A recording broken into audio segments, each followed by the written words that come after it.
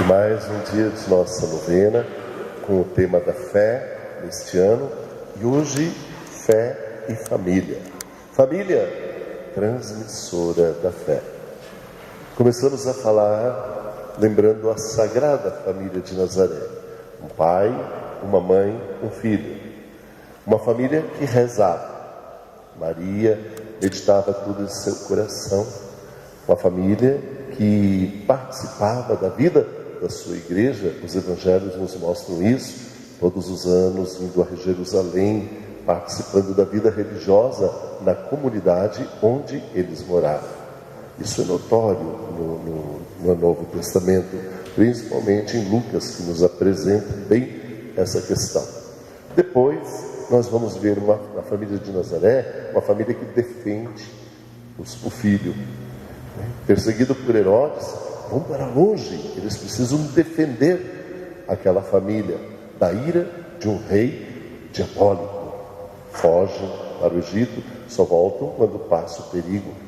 Família cumpridora dos deveres, apresentando o menino no templo, oferecendo o sacrifício que a igreja pedia, consagrando o menino a Deus. Família que participa também da vida social da comunidade, família que frequenta as festas sadias, casamentos, festas das tendas, dos tabernáculos, tudo aquilo que o povo participava, que era algo bonito, a festa familiar da colheita, família que trabalhava, que ganhava o sustento.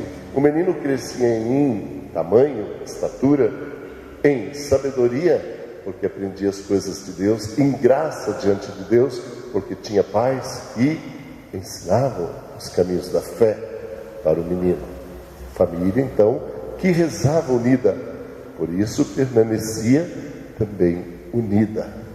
A família de Nazaré vai nos dando todos esses exemplos, a presença da família nos todos os momentos de alegria, de festa, também a presença da família no momento da dor, do sofrimento, a presença da mãe. O pai certamente já tinha partido, mas a mãe estava ali, então aquela família naquele momento estava formada da mãe e do filho, presente na hora da dor.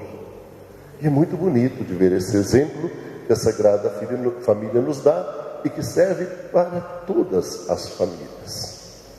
Hoje, dia 1º de outubro, nós celebramos uma santa muito querida de todos nós, digamos, uma santa do nosso tempo, que ela viveu e se santificou bem próximo dos tempos atuais, há um pouquinho mais de 100 anos atrás. Ela foi aquela, chamava-se Thérèse Martin, porém é conhecida como Santa do Menino Jesus. Nós temos até uma bonita imagem dela aqui na nossa igreja. Santa Teresinha do Menino Jesus, que viveu na França, morreu em 1897, aos 24 anos de idade. Uma menina que se santificou porque recebeu do seio familiar a fé, pais fervorosos na fé. Junto com ela foi sua irmã viver uma vida de santidade, uma vida dentro dos muros do Carmelo, né? Se tornou uma freira, a prima. Mostra toda uma família muito, muito cristã. Foi assim que Teresa cresceu.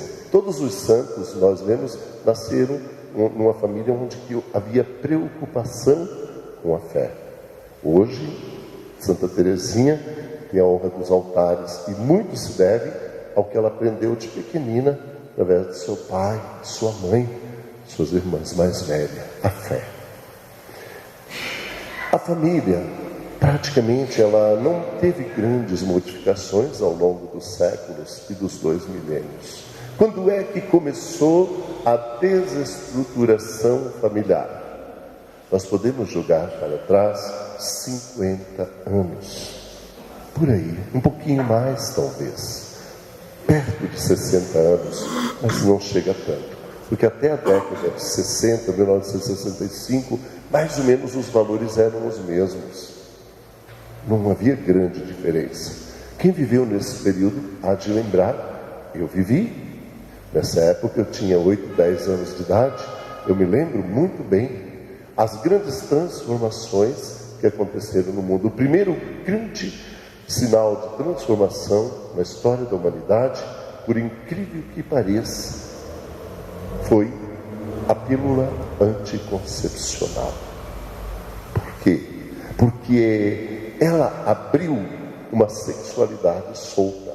Livres da preocupação de uma gravidez, as mulheres passaram a viver de maneira diferente, os homens também, uma sexualidade livre. E a partir daí, não quiseram mais também os laços do casamento. Quando nós lemos os depoimentos que começam em 1968, 69, 70, nós vamos ver sempre a mesma coisa. Nas grandes cidades as pessoas dizem, não precisamos de casamento, precisamos apenas do amor, queremos paz e amor. Era o lema de todos os jovens daquela época. Começa nos Estados Unidos e vai pelo mundo inteiro. Com aquela liberação sexual exagerada, que as pessoas não estavam preparadas para o uso da afetividade de uma maneira tão aberta e tão livre, vem atraso grande. E segundo problema, que foi o problema das drogas. 1969, nós podemos marcar como um ponto de ruptura da humanidade, que foi um festival que aconteceu nos Estados Unidos, que se chamava Woodstock. E esse festival foi assim uma liberação total de drogas, LSD, cocaína e de sexualidade. Quem consultar a internet nos dias de hoje, não consultei, porque eu me lembro das manchetes daquele tempo, da revista Manchete, que trouxe toda uma coletânea de fotos e de reportagens que eu ainda tenho em minha casa. 1969 marca um momento muito ruim para a história humana, com aquele festival que aconteceu nos Estados Unidos e que se tornou conhecido no mundo e que passou a acontecer na Europa e em todos os lugares. O rock se espalhou, junto com o rock, muitas e muitas vezes, não sempre, mas na maioria das vezes, ele era acompanhado de muita droga e de muita sexualidade solta. Com o advento da pílula, também as uniões passaram a ser livres de qualquer casamento e a família começou a se dissolver. Claro que ainda continuaram nas cidades pequenas, em alguns países, um conservadorismo dos valores antigos, mas cada vez mais enfraquecidos pela liberalidade do homem moderno. Aí, para prejudicar mais, que deveria ajudar, vem um grande afrouxamento de valores e algumas pessoas da psicologia tiveram uma abertura muito grande, que dava liberdade para tudo. E aí nós tivemos então o terceiro e grande problema. A partir daí entra uma tecnologia nova que deveria transformar a humanidade de uma maneira melhor, comunicações, a transmissão de valores, mas ela não foi bem utilizada. No tanto que nós sabemos que hoje muitos casais se separam porque dentro de casa eles têm todos os veículos que trazem imoralidade, que não precisaria ser usado, mas que é usado por esse casal, por aquele, pelo esposo, pela esposa, e acaba trazendo grandes problemas para a família. Com esses novos valores, quantas e quantas mulheres decidiram ter filhos independentes? Faltou o pai. E um pai faz falta. Aí começaram outros tipos de relacionamento que queriam também ter uma família e que hoje ainda não se pode falar muita coisa, porque nós ainda não sabemos, é algo tão novo, mas a família vai entrando em colapso muitas e muitas vezes. O que falta? Falta preparo de pais, mas falta principalmente Deus no meio, no seio daquela família, porque quando falta fé na família, ela se desestrutura. Tira Deus pela nossa janela, pela nossa porta, entrarão tudo aquilo que não é bom. Então, família que rezou unida, família que buscou a Deus unida, permaneceu unida. até a década de 60, todos os filhos iam para a catequese. Praticamente não haviam outras religiões, poucos evangélicos e os católicos, na sua maioria, os pais eram os primeiros catequistas, ensinavam as primeiras orações, noções de Deus, mas todos depois iam para a catequese. Da catequese todos iam para a crisma.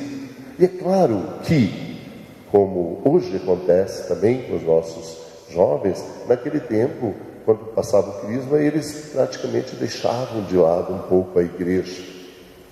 Eles iam viver seus valores, construir sua identidade, viver a sua vida, viver as coisas do mundo. Os jovens são assim até hoje.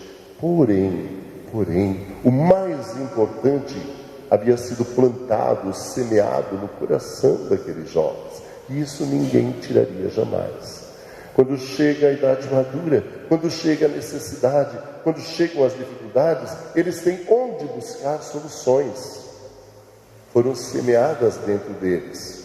A fé está ali, ainda que na catequese, naqueles anos em que eles aprenderam as coisas de Deus, eles não gravaram muito, não se interessaram, mas o mais importante foi feito, a semeadura. Agora, adultos, casados, pais de família, com os problemas para resolver, eles sabem onde buscar força e soluções, na fé que foi semeada, o que hoje não acontece. Nós mesmos na nossa cidade podemos fazer uma análise. Quantas crianças temos esse ano na catequese de primeira Eucaristia aqui na paróquia? 30, 20, por aí. Quantas crianças na idade de catequese nós temos em todas as comunidades e na nossa paróquia?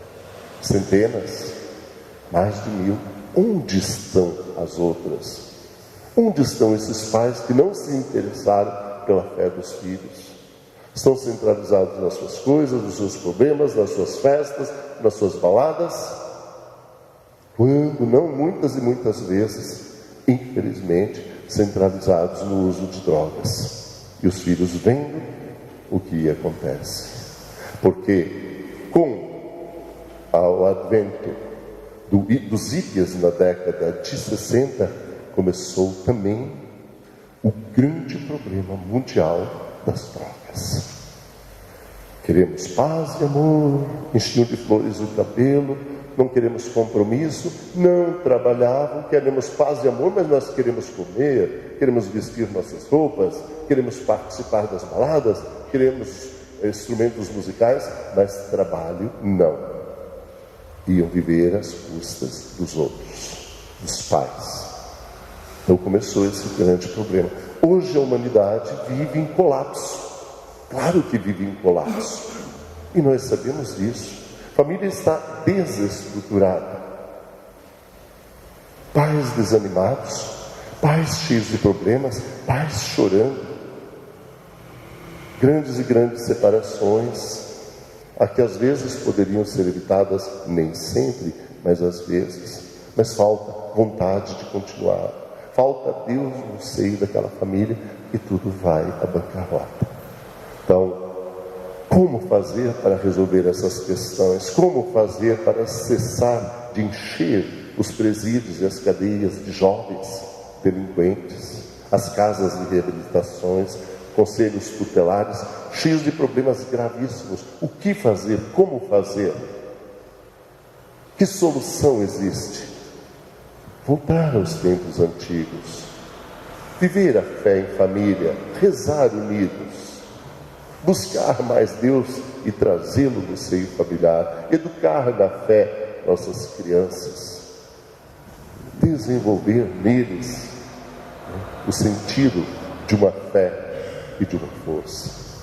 Como dizia Madre Teresa de Calcutá, ensinemos nossas crianças a rezar, porque da oração brota a fé, da fé brota o serviço, brota o amor, do amor brota o serviço, e do serviço brota a paz. Por isso é muito importante que nós lancemos um novo olhar sobre as famílias, mas que esse olhar Lá embaixo, o primeiro momento tem que ser sempre colocar fé no seio familiar, diálogo e união. Colocar a conscientização dos valores cristãos. Isso pode, isso não pode. Meu filho, isso é bom, isso não é bom. Isso vai te trazer felicidade, isso vai te trazer ruína. Esses amigos são bons, você pode conviver. Esses aqui já não são tão bons, melhor evitá-los. São os grandes desafios de hoje para a família. Volto a repetir para encerrar. Falta fé no seio familiar, falta a presença de Deus, falta oração. Família que reza unida, permanece unida. Louvado seja Deus, louvado seja nosso Senhor Jesus Cristo.